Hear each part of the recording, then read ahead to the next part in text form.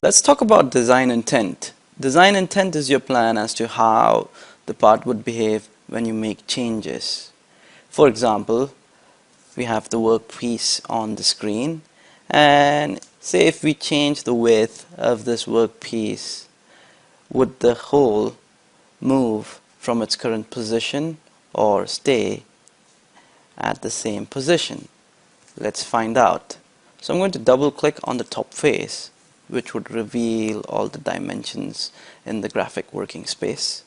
I'm going to ignore the pad definition dialog box for now, as I want to change the width dimension, not the thickness dimension. And the width dimension is controlled with this 200 dimension. I'm going to double click on the 200. And the constraint definition dialog box appears. I'm going to change the value from 200 to 300 millimeters and click OK again on the pad definition dialog box, and changes appear on the screen. As you can see, the hole stayed at its own position. That is because of its design intent. So if I open up the part body folder one more time and double click on sketch 2, that would bring up the dimensions and constraints associated with sketch 2 and the circle. So we can see that the center of the circle is 35 millimeters away from the left edge, and that is its design intent.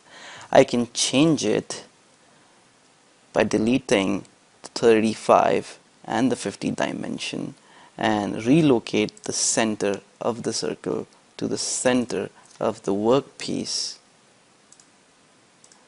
and now I've changed the design intent of my part.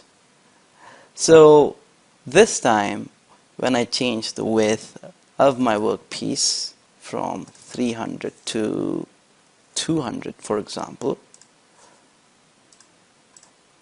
the circular hole will remain at the center of the workpiece. And design intent has to be kept in mind whilst designing our part. This was one approach, and there are multiple other approaches that we can use and try.